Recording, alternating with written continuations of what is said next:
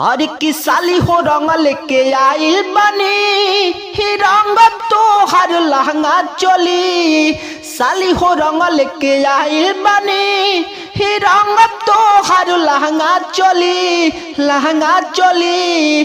सो दोस्तों काफी अच्छा सॉन्ग लिखा जो कि होली सॉन्ग है, फुल और फ्री सॉन्ग है और ये ड्यूट सॉन्ग है। लड़का और लड़की साथ में गाना है ना, ड्यूट सॉन्ग है, लड़का लड़की साथ में गाना वाला। सो काफी अच्छा सॉन्ग है, होली सॉन्ग है और ये जीजा साली का मैटर है और काफी अच्छा सॉन्ग है। सो काफी अच्छा से रिकॉर्डिंग कीजिएगा। सो काफी अच्छा सॉन्ग भी है दोस्तों। वीडियो में तक बने रहना, चैनल पर चैनल सब्सक्राइब कर देना। वीडियो अच्छा लगे तो वीडियो को लाइक कीजिएगा और भाई को फुल सपोर्ट कीजिए। अगर कोई सिंगर भी पर्सनली सॉन्ग भी लिखवाना चाहते हैं तो अबाउट नंबर मिल जाएगा स्क्रीन पर भी। इस नंबर पे कॉल करके पर्सनल सॉन्ग भी आप लिखवा सकते हैं कम से कम चार्ज में। चलिए दोस्तों अपना सॉन्ग स्टार्ट करते हैं। सो दोस्तों ये मुखड़ा और काफी अच्छा से रिकॉर्डिंग करना है और जैसे गाएंगे उसी तरह से आपको रिकॉर्डिंग करना है। जहां से 2 बार है वहां से आपको 2 बार गाना है। जहां से एफ है वहां से लड़की गाएगी, जहां से एम है वहां से लड़का गाएगा। तो ये चीज आपको ध्यान में रखना है कि जहां से एफ है वहां से लड़की गाएगी, जहां से एम है वहां से लड़का गाएगा। सो दोस्तों देखिए इसको ऐसे गाना है, जैसे गाएंगे उसी तरह से आपको रिकॉर्डिंग करना है। जहां से 2 बार है वहां से आपको 2 बार गाना है, जहां से 1 बार है वहां से आपको 1 बार गाना है। पहले एफ आया, ये मुखड़ा है, पहले एफ है तो वहां से लड़की गाएगी। देखिए इसको ऐसे गाना है। होली में चोली के दासा बिगड़ला, लेके तू रंग वही जगह रगड़ला। और यहाँ से 2 बार है। होली में चोली के दासा बिगड़ला, लेके तू रंग वही जगह रगड़ला। और यहाँ से आपको क्या करना है, 2 बार गाना है। हर काहे खाती डाला ताला जगह खोली। तो अब आगे लड़का का यानी कि एम लिखा हुआ है तो यहाँ से लड़का गाएगा। साली हो रंग लेके आई बनी आ रंग तो हर लहंगा चली। साली हो रंग लेके आई बनी आ रंग तो हर लहंगा चोली। सो काफी अच्छा सॉन्ग है, ड्यूट सॉन्ग है, लड़का लड़की साथ में गाने वाला होली सॉन्ग और जीजा साली का मैटर है। सो आप सबको मुखड़ा कैसा और अच्छा लगा तो लाइक कीजिएगा। और चलिए यानी कि फर्स्ट अंतरा को डबिंग करके और आप सबको सुनाता हूँ काफी अच्छा से रिकॉर्डिंग करके। सो दोस्तों फर्स्ट अंतरा इसे भी काफी अच्छा से रिकॉर्डिंग करना है। जैसे गाएंगे उसी तरह से आपको रिकॉर्डिंग करना है। जहां से एफ है वहां से आपको लड़की से गवाना है, जहां से एम है वहां से लड़का से गवाना है और काफी अच्छा से रिकॉर्डिंग कीजिए। जहां से 2 बार है वहां से आपको 2 बार गाना है। और ये एक चीज बात ध्यान में रखना है कि जैसे कि लड़की का जहां से लड़की से गवाना है और जहां से एफ है वहां से लड़की गाएगी, जहां से एम है वहां से लड़का गाएगा। ये चीज आपको ध्यान रखना है। और देखिए फर्स्ट अंतरा इसे डबिंग करता हूँ काफी अच्छा से और ध्यान से सुनिएगा। देखिए इसको ऐसे गाना है। अल्लाह गेला और यहाँ पर एफ है, पहले एफ है तो लड़की गा रही है।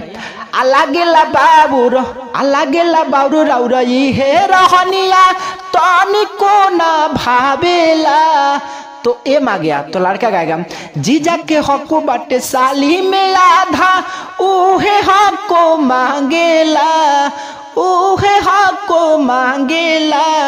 और यहाँ से आपको क्या करना है, 2 बार गाना है। लागेला बाबू रौरई है रहनिया तनी को ना भावेला। जीजा के हक बाटे साली में आधा उहे हक को मांगेला। हले के हाथ रंग करिया रंग ताला ढोढ़ी।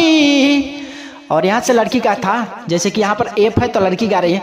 हले के हाथ रंग करिया रंग ताला ढोढ़ी।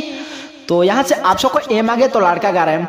साली हो हक बाटे साली हो रंग लेके आइल बनी आ रंग तो हर लहंगा ढोढ़ी। साली हो रंग लेके आइल बनी आ रंग तो हर लहंगा ढोढ़ी। और काफी अच्छा सॉन्ग है। सो यही था अपने सॉन्ग का फर्स्ट अंतरा। उम्मीद करता हूँ आप सबको अच्छा लगा तो लाइक कीजिएगा। और चलिए यानी कि लास्ट अंतरा को डबिंग करके और आप सबको सुनाता हूँ काफी अच्छा से रिकॉर्डिंग करके। सो दोस्तों लास्ट अंतरा इसमें आपको सिंगर का राइटर का जो भी हो अपने दोस्त का किसी का भी इसमें नाम डाल देना और काफी अच्छा से रिकॉर्डिंग करना है। जहां से 2 बार है वहां से आपको 2 बार गाना है, जहां से 1 बार है वहां से आपको 1 बार गाना है, जहां से एफ है वहां से लड़की से गवाना है, जहां से एम है वहां से लड़का से गवाना है। और ध्यान से देखिएगा। देखिए इसको ऐसे गाना है।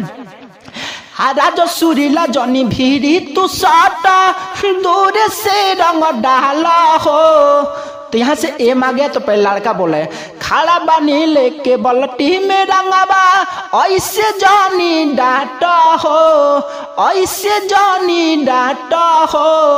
और यहाँ से आपको क्या करना है, 2 बार गाना है।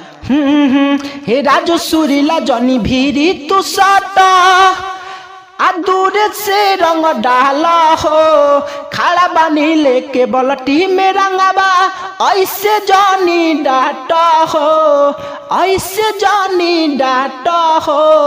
और फिर उसके बाद एफ आ गया। तो लड़की का गीत देखिए, इसको ऐसा गाना है। आसावन सूरजुया बखेला संगे होली होली। तो वहां से आपको क्या करना है, एक ही बार गाना है। उसके बाद लड़का एम आ गया। तो लड़का गा गया साली हो रंग लेके आइल बानी आ रंग तो हर लहंगा चोली, साली हो रंग लेके आइल बानी आ रंग तो हर लहंगा चोली, लहंगा चोली। तो दोस्तों आप सबको सॉन्ग कैसा और अच्छा लगा तो लाइक कीजिएगा और चैनल को सब्सक्राइब कीजिएगा। अगर कोई सिंगर भी पर्सनली सॉन्ग भी लेना चाहते हैं तो अबाउट नंबर मिल जाएगा स्क्रीन पर नंबर, इस नंबर पे कॉल करके पर्सनल सॉन्ग भी आप लिखवा सकते हैं कम से कम चार्ज में। चलिए दोस्तों फिर अगले वीडियो मिलेंगे नए सॉन्ग के साथ, तब तक के लिए जय हिंद, वंदे मातरम।